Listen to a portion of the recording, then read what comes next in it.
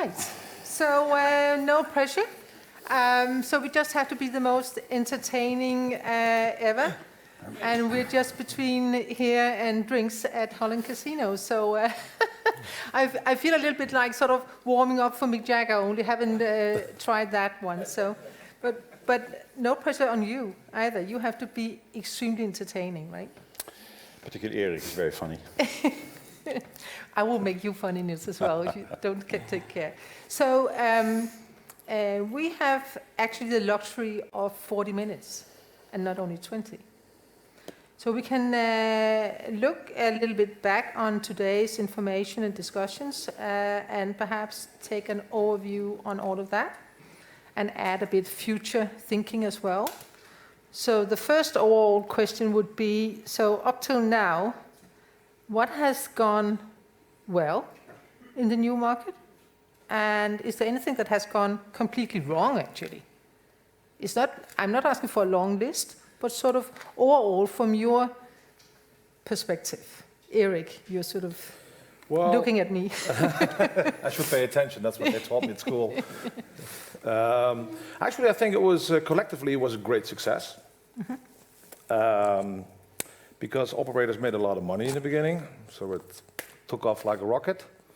I think media companies made a big pile of money. I actually think that the addiction care experts were doing, they were being very alert, so they raised the red flag. And I think the government, after this 10 years, finally got it sorted, so the license were issues, etc. So from that perspective, if everybody looks in the mirror and says, well, how good was this? They can say it was good. But I think at the same time we saw that, I've mentioned this before, you know, it took 10 years to get there, and it took us 10 weeks to mess it up, to be frank. So I also think it's a big collective failure, to a certain degree. For all these parties, I think on the operator side, the greed was too high, to be frank, in terms of pushing the envelope too far. From the advertising side, which basically sort of pushed back, or it was like got blown up in our face with a lot of collateral damage. The media companies suddenly took a different approach, where they were first making a lot of money, then suddenly they do all kinds of talk shows and all that kind of stuff, where, you know, beating up the industry, which was also an interesting perspective. I think on the care organizations, the same. I think they have been not always very objective, to be frank. A lot of things anecdote-driven. And I think what we've missed over the last 10 years, I have a proper dialogue, so I still have the open invitation to talk, which is always difficult for them to talk to what they probably see as part of the evil, I don't know, but it's really something that needs to happen. And finally, on the government side, I was quite interested by what René said this morning, on fact, actually, that we were missing things on limits and on both for advertising as well as spending limits, etc. Because it could have been in the regulation, and the regulation was so unbelievably detailed that these essential parts were missing. And I don't think the industry would have a big issue, because we see it now in our self-regulation, which we picked up in terms of spending hours and spending limits and limits specifically for young adults. So I think that's a bit of a missed opportunity there altogether. So if you sum that up, we're in a quite difficult situation now as a result of a short peak of result and a lot of negative tail from this, which we still need to sort. Right, right. That was a prompt and direct answer. Then I'm ready for my 40 minutes. Great. So Erik, although you're all three famous, we need to know, would you please introduce yourself, Erik? Oh, sorry, I didn't do that. I'm Erik Golders. I'm been in this industry for 16 years. I'm the CEO of JVH Gaming, which runs Jack's Casinos and Flash, and shortly also Jack's Dardanelle. That's what I do. That's it. Fantastic, thank you. So, Niels, your thoughts on what has went completely wrong, or is there something that is actually great about the new system? So my name is Niels Onkenhout. I'm the CEO of the Nederlandse Loterij. And there's a couple of things which went very well. I think Erik mentioned it, the fact that it was a long preparatory period to have this all organized. And then a market opens up with, you know, pretty good regulation, probably almost a world-class standard. With all the operators being thoroughly prepared, and then a big bang, October 1, this opens up, I thought that was quite a success. So from operator point of view, and the fact that the market was ready, in any of such a large project, things go wrong. In general, this has been very positive, and probably also succeeded in meeting the goals that were set, because we were able to channel a large proportion, or more than a large, a very significant proportion of people who previously played with illegal operators, often unprotected, without paying tax over it. Suddenly this was organized in an instant. So good job done. I think what has gone bad, contrary to what was just said, there's an advertising spree, people vying positions for positions. That is a normal situation, any market opening up with protecting people's interest, or trying to vie or fight for market share. I think two things that were not well organized. One is, I think we should have much more had a discussion pre-opening the market around the technicalities of the regulation. So it was all kind of pushed into the market, and we're going, whoa, what does this mean? So a little bit more cooperation between the KSA and the operators, and also thinking of, the market is opening and then, everything stops. No, there's a couple of scenarios which will probably develop, and some of them have developed, particularly the resistance to advertising. We could have prepared a little bit better for that, I think. I think on the initiative of trade organizations that we have organized, I think we've done well, but this could have been in so on both sides. In the preparation side, could have been much better. Right. The third one, which I do not think has gone well, is when the opening of the market was there with a clear aim to channel illegal play from the illegality to the regulated system. I think that the KSA and also our politicians should have thought much more on very firm tools to eradicate illegal offerings. And again, that is still a little bit, half-hearted. There's a lot of talk and speak, but do they have the tools and the measures in hand to really combat illegality? Right. So, Anja, please introduce yourself and your thoughts. Thanks, Brigitte. Anjaap Snijders, I'm the Chief Commercial Officer of Kindred. We're very happy that with our flagship brand, Unibet, we received a license. We were a bit late to the party, so I won't comment too much on of course, this, because we were not there. Maybe a couple of things I can say, that, of course, before regulation already, we saw already a lot of advertisements of some operators, sponsorships. There's already one operator, not to venture deals, but already sponsoring 10 clubs all of a sudden. So it already started before. But I think what was really good was the channelization. Fair point. I think that went really well. And advertising is helping to channelize, so that went well. But of course, it was too much. It was too much. And then the third one was with Crux. And I'm really worried. If we really think that we can come up with a system that all transactions need to be monitored real time. Guys, we saw with Crux what happened on day one, and a bit worried there. If we go further on this path. Right. Where Crux is really good, and we should keep it. But I'm meaning if there's one organization where a real-time intervention will take place by the government, that's something we definitely need more research for. Right.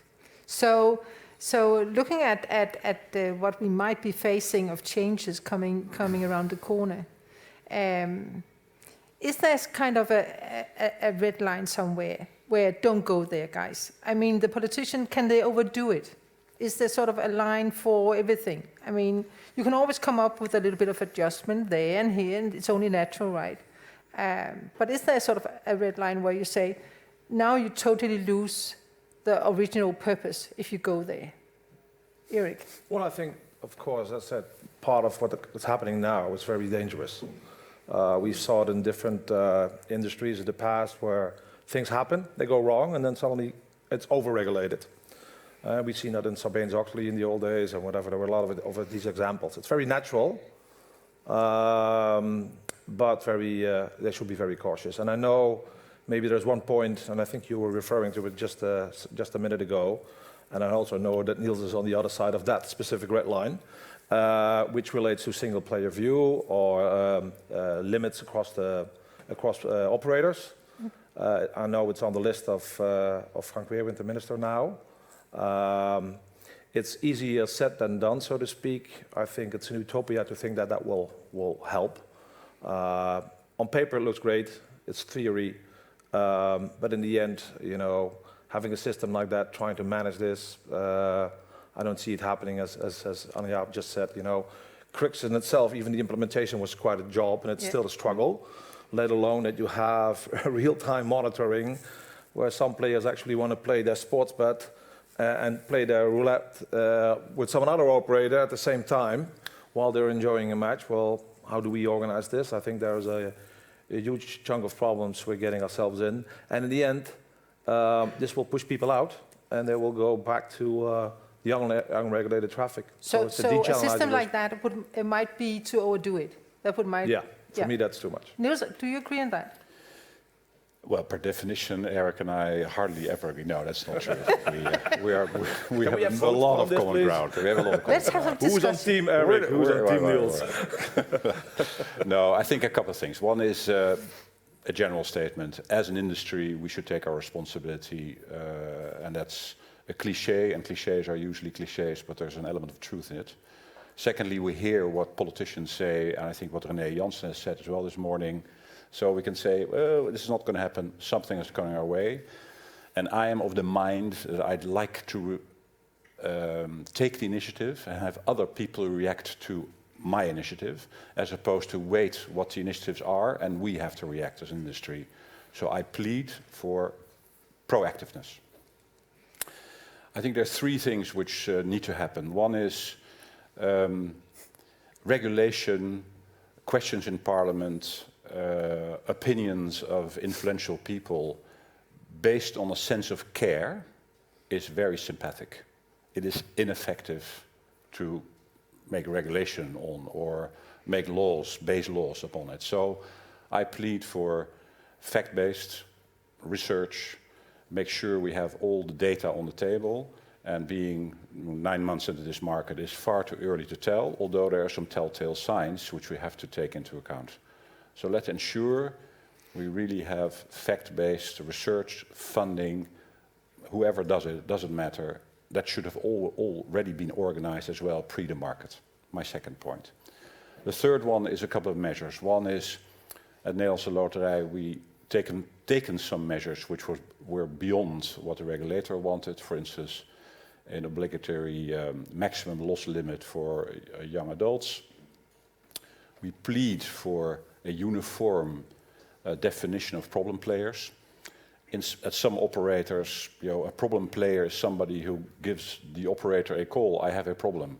That is insane. So a problem player, let's strive, at least in industry, for a uniform definition.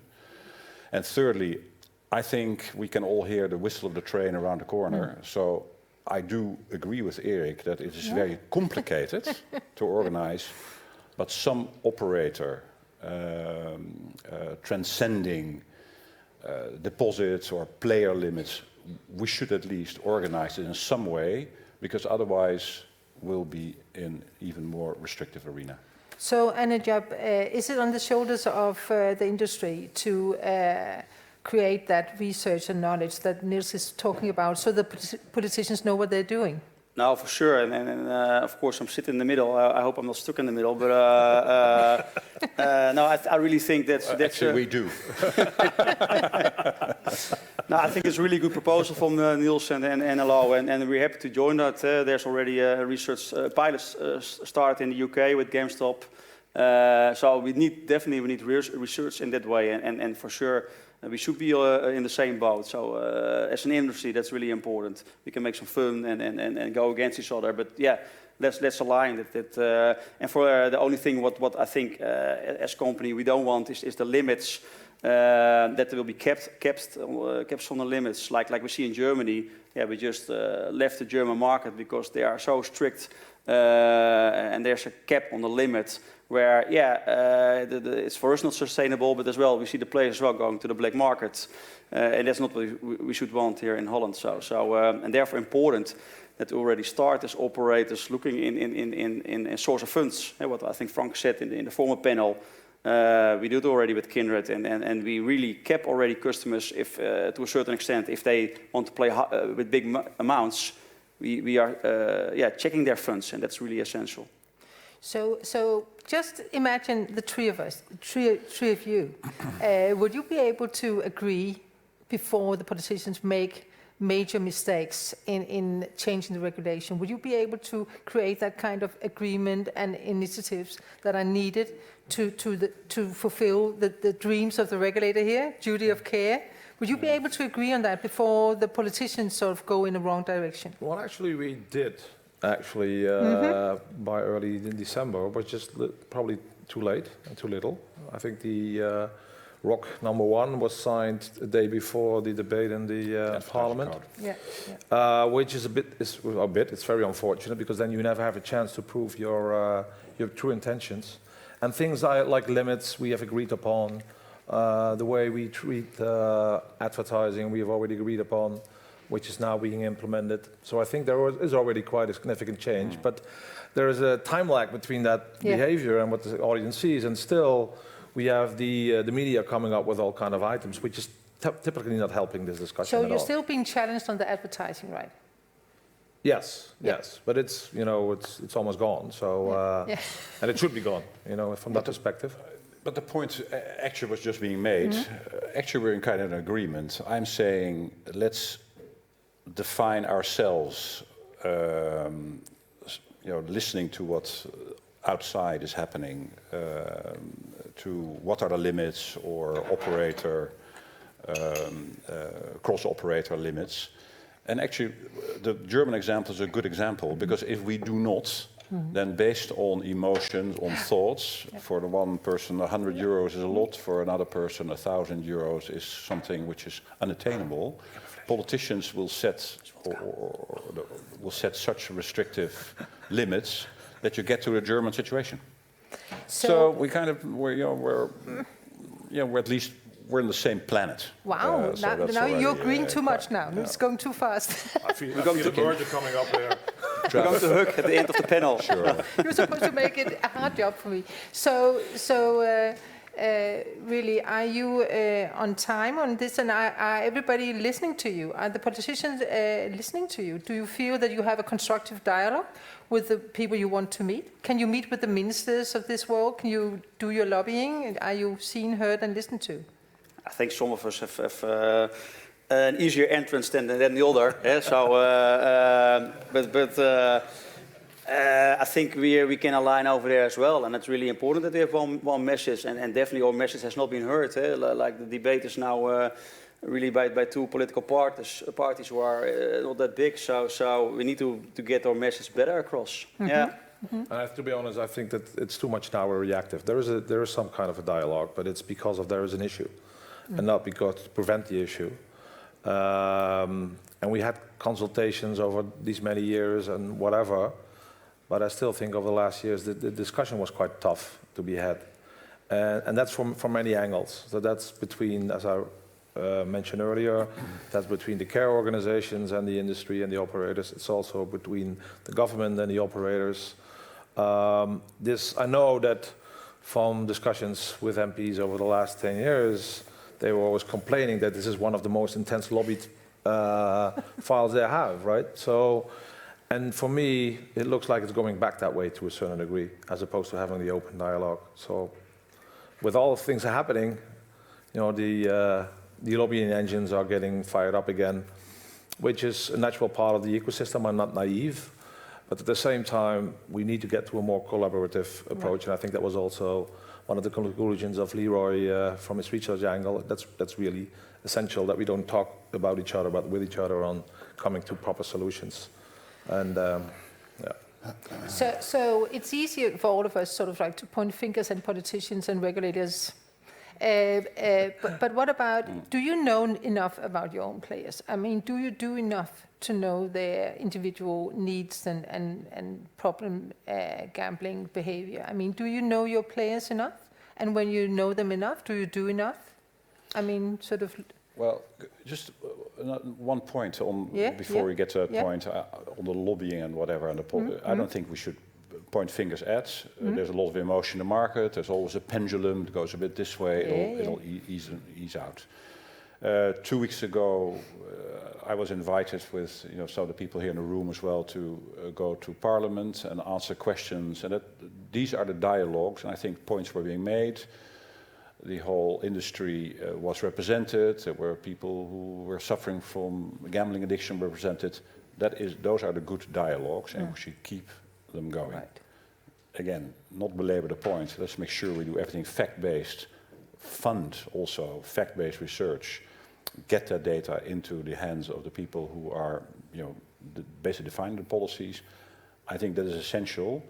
And third one is, as an industry where there's now 2 branch organizations at some point in time, it's clearly we need to draw together and not to form a front against, but to speak with one voice, how difficult that may be, in a very open manner, because that I think what is expected as well from the people in The Hague, and all the bickering and there's always competition, and rightly so, and there's things that is marketing and that is the open economy we're in. But from a regulatory point of view, player protection point of view, I think we should talk to one voice.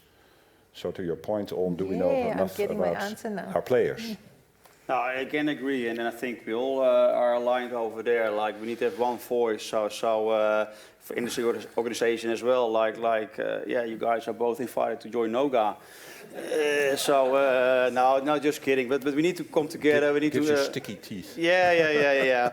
Whatever. But we need to come together and have one voice, and finally one organization with the same goals. Because otherwise, we're fucked. I'm not letting you off the hook here. So do you know your players and the knowledge you have obviously about your players, because otherwise you wouldn't be as successful as you clearly are. So you know what your players like to play, right? Yeah. No, but do you know about when it's enough is enough, and do you share that actually with the regulator and the politicians? So talking about research and knowledge. You have, of course, a world of knowledge about players and player behavior. Do you share that enough and in a good way and in time? Well, that's a whole list of questions here, so I'm going to peel the onion here. The key question is, do we know enough? Well, obviously not. Yeah. Also this can come from Leo's presentation. Even the scientists are still finding out more and more. And people are using more tools.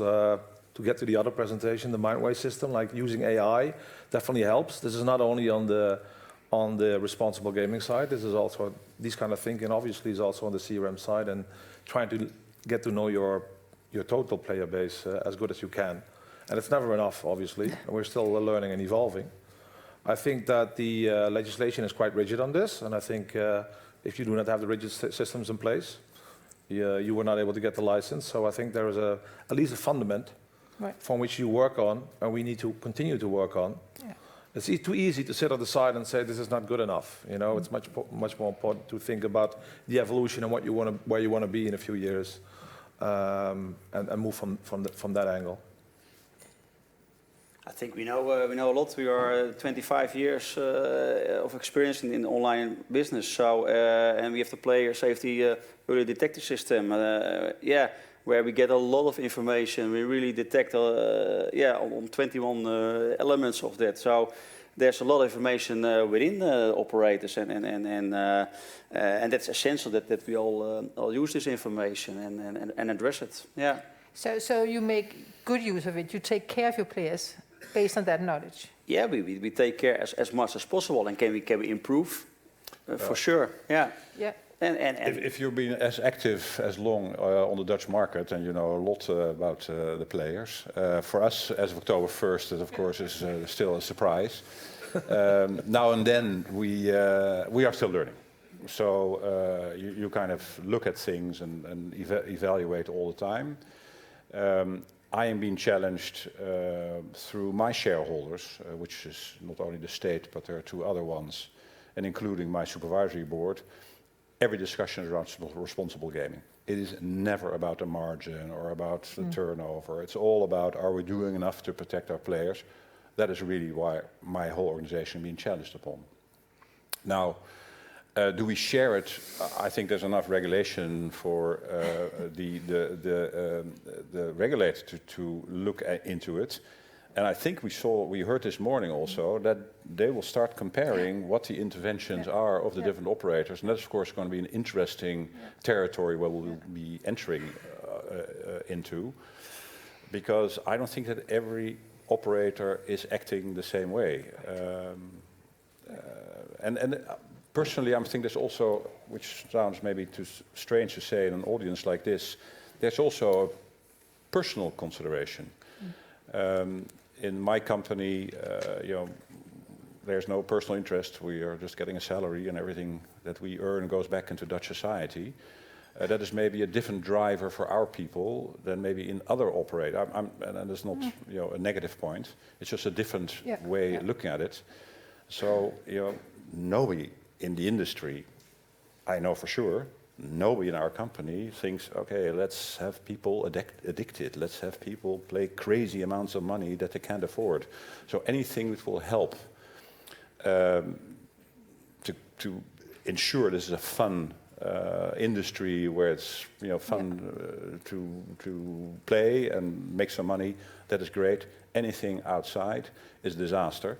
And by the way, will be also contradictory to what this law, the COA, is actually aiming for, is channelization, make sure we have everything in view, we keep it fun. And I think there's a joint wish for all of us there, including legislators as well as regulators. Could you imagine yourselves being even more into collaboration of a kind with the regulator? Now, we heard René Jansen today tell us about that they would invest heavily in the experts looking at data, as you mentioned, Niels. Would it be an idea to get even closer to the regulator and actually do some research on the data together instead of having sort of like the regulator sitting? You should start with a technical commission. Yeah? Have the technical people from the KSA talk to the technical people, because half of them, they're two continents divided by the same language. They just don't understand exactly what they're saying. I think in the previous channel that came up as well in the previous thing. But there's a kind of tightness in the relationship which makes it difficult because our responsibility, your responsibility. Get a technical commission going with the technical people from their side, from the operator side, or from the trade association for what matter, to kind of discuss what is effective, what is executionable, because some of the stuff being asked, you kind of think, well, that's impossible, it doesn't work. So that would be something. Yeah, that could make sense. Take it from there. Do you agree, Eric? I think that this goes beyond even things in responsible gaming. It's even about enforcement on illegal operators, because I think the industry in itself has a better another way at least of looking at that and getting that perspective. So there's a joint effort there as well, which obviously helps the industry and also helps consumers and helps the regulator. And Jap, you agree? No, I think good points, and as well what we can do to the regulator, but as well as operators together, speak out that we don't want any income from problem gambling. Like we came up with an initiative like Journey to Zero. We want to have 0% of income from problem gamers end of next year. How do you want to call it? That doesn't matter, but let's do it all together. We don't want any money from problem gambling anymore, and that should be our goal from us, but as well to the regulator as well. And if we reach that goal, then there won't be a problem anymore. So you can annoy people with advertisements. Okay, But yeah. Yeah. So really, you're all agreeing that the more you actually share the knowledge between you, both on the regulatory side, researchers on their side, and your side, would actually promote a much stronger, more meaningful regulation at the end. Yeah. I think we should make a big Well, hug. then we can all- Yeah. It's getting a bit sticky now. But we're competitors, of course, in the marketing and to acquire customers and to keep them. But on the messaging and the goals, we should align, and we don't do it.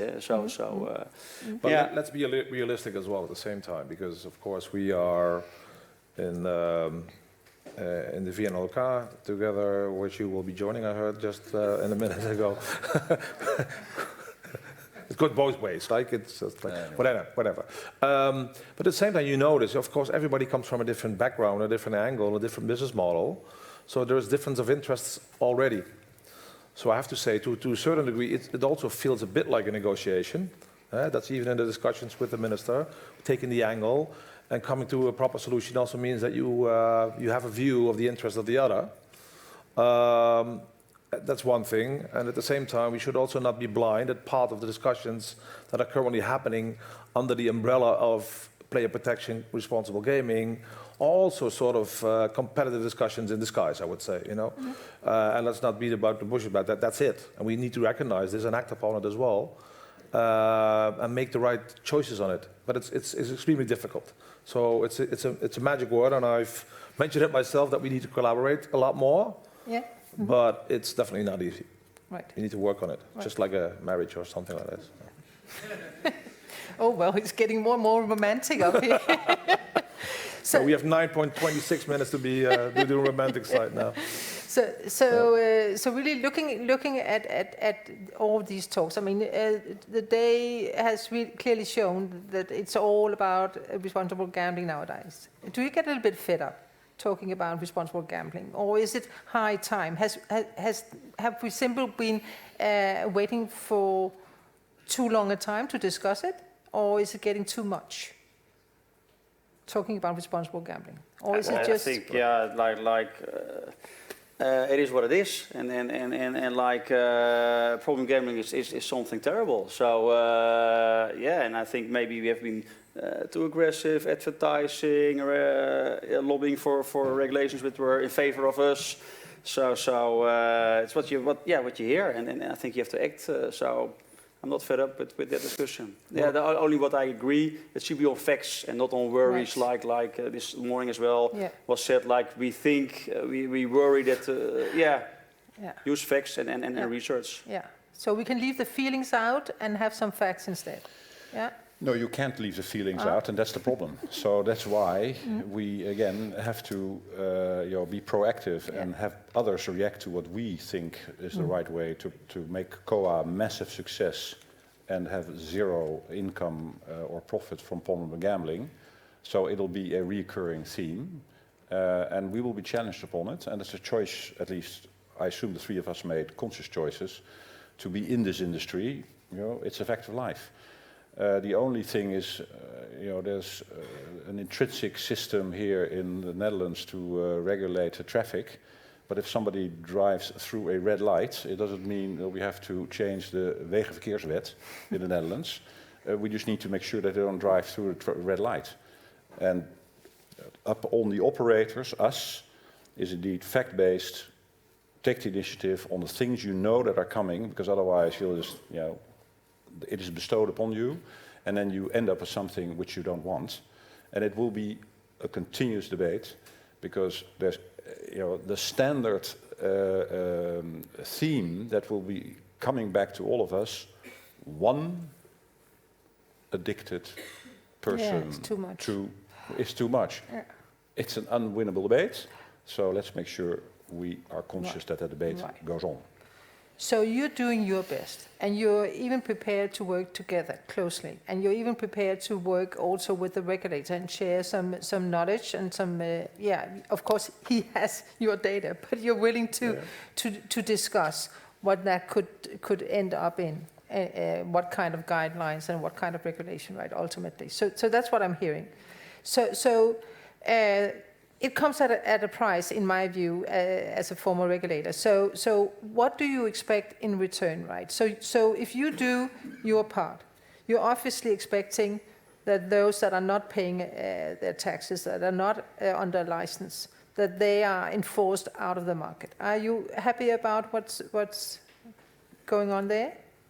You have a pretty high channeling rate, but it's not as high as it could be one day. Sure, and it can worsen.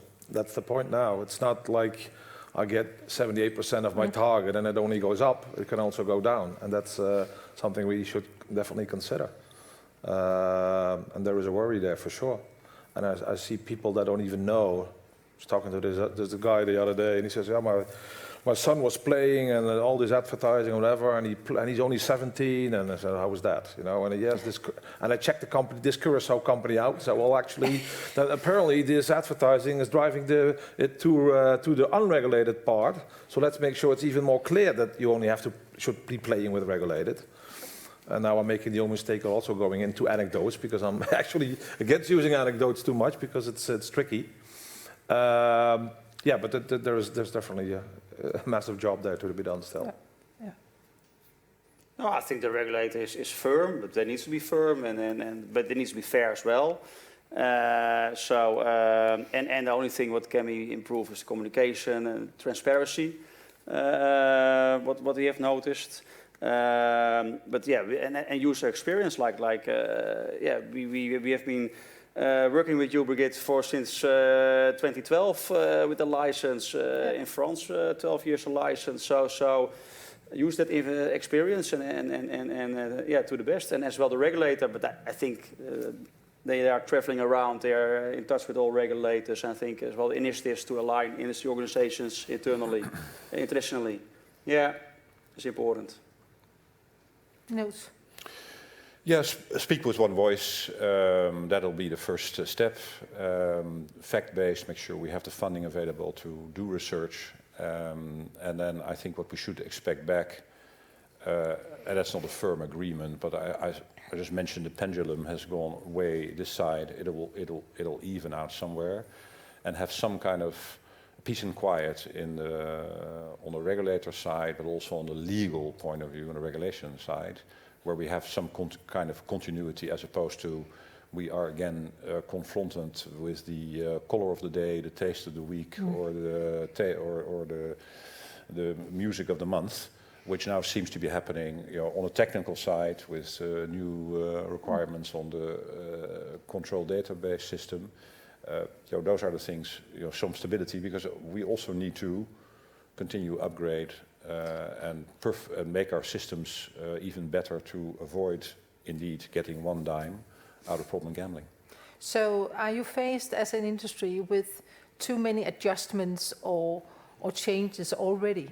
There's a lot of knee-jerk reactions, and that's the problem, and then everybody reacts, and then people are being challenged, whether it's their supervisory board or their shareholders or in Parliament. And then you get calls from the minister. We had this call with Frank Weerwind at some point in time on the advertising. And then people start, oh, it's in the newspaper, I have to react. It's a disgrace, I will do something about it. And then you kind of think, oh, what are we talking about? So really? Do you, the three of you, do you spend a lot of time reacting on these sort of like taste of the day? Or? We always work on strategy, long-term plans and the vision. No, but yeah, of course, like when something is in the media, or you have an issue here, issue there, that's a big part of your time. But of course, you should do it both. Well, obviously, if Parliament has remarks, understand that it needs to be acted upon, but it can also be pushed back to a certain degree, because in the process there was an official evaluation. I think it's still on the timeline, but now we already have sort of a public evaluation going on. Pre that, without the proper data, etc. And of course, we shouldn't walk away from our responsibility, not at all.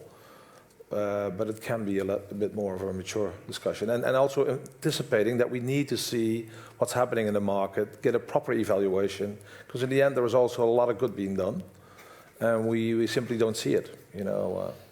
So are you saying, Erik, that you see sort of public opinion out there being formed? And it's not really based on facts, And, Well, I think it has set back the whole industry in total, land-based online, for a decade at the minimum back in terms of perception, public perception, which is really a big shame. right. It'll be interesting to see September 15 is the debate in the second chamber on games of chance in general, or broad kansspelen. And so 15 September, that's close by, and I think that is also the opportunity for the trade associations, being the VNLOK and the NOGA, to make sure that they get the right views in front of the politicians who debate it. And ultimately, we are never going to convince certain factions in our parliament, and which is also we need to accept, fine, but at least let's have the debate fact-based. So, final question for you. So how are you preparing for the future? What do you expect from the future regulation here in Holland for the next coming years? If you're willing to share, that is. I mean, so what kind of strategy do you have on your desk? I mean, what are you preparing for? Worst case, best case? Hope for the best and prepare for the worst. So,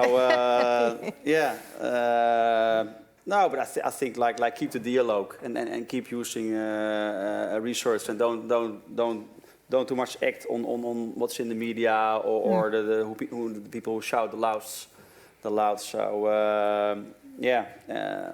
I think that's the way forward. Yeah. Yeah. Let me spread some good hope, basically. It's more than a strategy.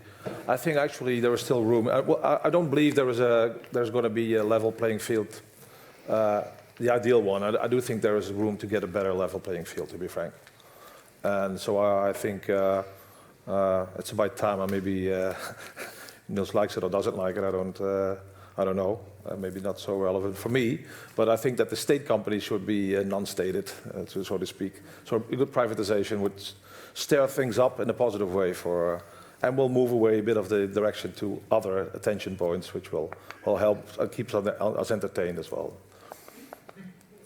You get the final word, Liz. No, being a state-owned company. No, this assumes that, to Eric's point, that it is an advantage of having the state as one of our shareholders. It's a disadvantage as well, because there's lots of pressure on additional, taking responsibility as a state holding. So I think we are less competitive. So brace yourself, Eric, when we ever get privatized. But the debate is a fair one, and one which is not mine, but with the lottery market being pretty mature and pretty much open, but except for the few monopolies that we have, but anybody can start a lottery. There's a couple of people here in the audience as well. With the co-op market opening up, 19 licensees, 30 more to come, I understand. That is an open competing market. Obviously, at some point in time, the question comes up: what is the public interest to own a gambling company? I do not have that answer. It is an answer that needs to be answered by politicians and by the current shareholders. Yes. So that was the famous last words from you, Niels, and I leave the very last word to Willem. I think we had a fantastic panel here, and thank you, Eric, Niels, Anne-Jaap, and Brigitte, and a big applause. But stay on stage. Some very interesting insights and expectations there. There's a lot I could say, but I think we've held you up for sufficient amount of time. We also need to keep something in reserve to discuss over the drinks. One last thing that I would like to mention. I hope that today's discussions have laid the groundwork for more fundamental debates and exchanges of views in the coming months. And we definitely have seen something here in the last panel. Having said that, I would like to conclude by thanking Holland Casino, who have graciously offered to host the post-conference drinks. For those of you who will join us to Holland Casino, there will be transportation outside the building in the next 15 minutes. Before you make your way to the exit, I would like to remind everyone that the expo will continue tomorrow, including the speeches on the Polar stage, and hopefully we see each other there again tomorrow. Thank you very much, and see you at Holland Casino.